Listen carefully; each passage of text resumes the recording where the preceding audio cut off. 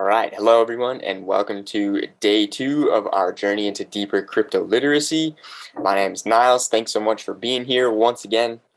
In this video, we're going to go over some general an overview of some tips and security measures that we can take to ensure that we have the highest degree of security and safety in this space. And the first thing I'd like to talk about is the importance of self-custodying our digital assets. And a great way to do that is to get your own wallet. These can be wallets such as an app wallet, and there's many different versions of this. This would be Exodus, Lobster wallet, the Zum wallet, etc. These are apps that you can just download directly off of the App Store, and you can hold different tokens like XRP, XLM, XDC, etc. And really the point of getting one of these wallets is that so you can get your tokens off of the exchange. And for me, this is really important because I want to own the keys to my own assets. If we were to leave our assets on an exchange, we might be subject to rules, regulations, or general challenges, or something that might arise to do with the exchange. And therefore, they have our tokens. That's where we're holding the tokens. And so the point for me to get those tokens off the exchange is to bring them into my control. Once I own and hold my assets in my wallet, there's nobody or outside force that can tell me I can or can't send or receive those assets. And so really by virtue of downloading, or also even better too, is having one of these cold hardware device wallets. We own our own seed phrase, our own keys to the cryptocurrency. And so that empowers us with the ability to send and receive as we please, irrespective of any regulation or complication that might happen, as if we were holding our tokens on an exchange. So a few things to know regarding the seed phrase. Number one is you never want to share that seed phrase. Number two is that, in my opinion, it's more safe to hold this seed phrase completely offline due to various people or programs that might be phishing for these seed phrases. To me, it's really important to hold these seed phrases on pieces of paper in the physical form. I've also gone so far as to punch them into metal as well to make them a little bit more resilient, keep it in a fireproof box, etc., in multiple safe locations. And yeah, that seed phrase is really where the value of your assets is.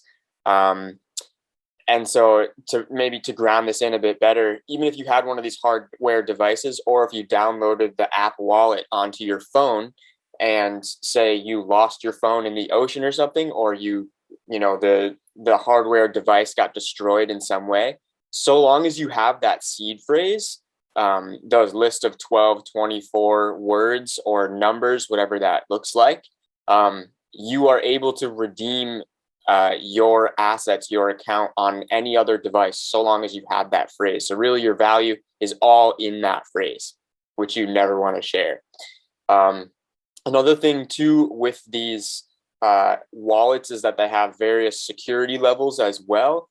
So if somebody's trying to hack your stuff on a centralized exchange, typically they'll just need your username or email or a phone number, and that gives them a fairly wide range of access, or that can. Whereas with an app wallet or a hardware wallet, it can integrate biometrics like a face recognition or a thumbprint, and you can also set a PIN code on this as in addition to a two-factor authentication with a Google Authenticator app or sending a text message, etc. Another fundamental piece that feels important to me for an added layer of security in this space is using an encrypted mail service. Not only is it, in my opinion, helpful to have a dedicated email for everything cryptocurrency to help keep things a little bit more organized, and keep this email, less exposed to spam and things of that nature. But also an encrypted mail service like Proton Mail, which is the one I personally use, adds a little bit more security. And along with this too, organization is also, I've observed, so important. After working with a lot of folks, I see a lot of complications with usernames, passwords, PIN codes, authentication, etc. So to me, just knowing that when we're getting involved in this space, it's super important to stay super organized with our passwords, PIN codes, and all of that, so that we're not, locked out of our accounts in any way, and that it's just easy for us and that we feel empowered to make any decisions or log into our accounts to view our assets, etc. when we need to. We're not fishing for passwords and looking up for usernames and all of that. And again, I personally advocate keeping this offline on a piece of paper in safe locations. Another fundamental piece in this space for me is just the concept or the principle of moving with peace. In my observation and experience, you can get wrecked if you move with an intense emotion.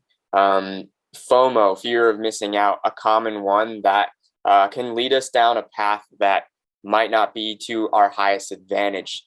And so to me, it's really important to move in this space in a grounded way and really make informed, logical decisions outside of any emotion that we're feeling. Finally, within this space, I would like to invite a perspective shift as well based off what I'm observing and what I'm doing. And that is that investing into these assets and self-custodying them, with ownership of these assets, for me also comes the invitation to continue to learn more about these assets, because I know that we can begin to use these assets, if we learn how, to generate a passive income and really basically create regenerative financial ecosystems for ourselves within decentralized finance. And I share this information kind of juxtaposed to a typical strategy of buying and then selling at a higher price.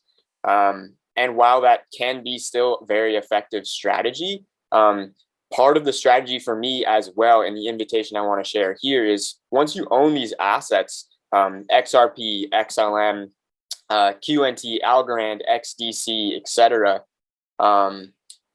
The invitation exists to begin to learn how to use these assets, put them to work, and then allow them to earn you more money, shifting our perspective from a buy and sell mentality to a buy and hold, and learn how to use so that we can reap the reward of a regenerative financial system that we have the power to create for ourselves. And one last thing that helps me to stay organized while moving in this space is keeping track of my portfolio in an organized way. There's several ways to do this. For me, what works the best is creating a Google spreadsheet that keeps track of what currency or asset that I bought, the date, the price, and some fundamental data points that help me to keep track of where I am.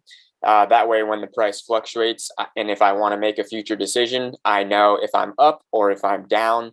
And also I can see logically what, the ratios of my assets and how they're spread out. So again, just cultivating the foundation and principles for moving around in this space, I feel is so important to really being in this space in an empowered way. And so, as far as self-custodying our own assets, using an encrypted mail service, staying organized in multiple ways, and moving with peace, and tracking our portfolio can be really helpful tools to help us be successful in this space, and to stay grounded and to know what we're doing. So thanks so much for tuning in. In the next day, we're going to be going over ISO 222, an interoperability standard, and finally going over some actual assets that we might want to be interested in learning more about. So thank you so much. Love all of you and wishing you all a beautiful day, and I'll see you in the next one.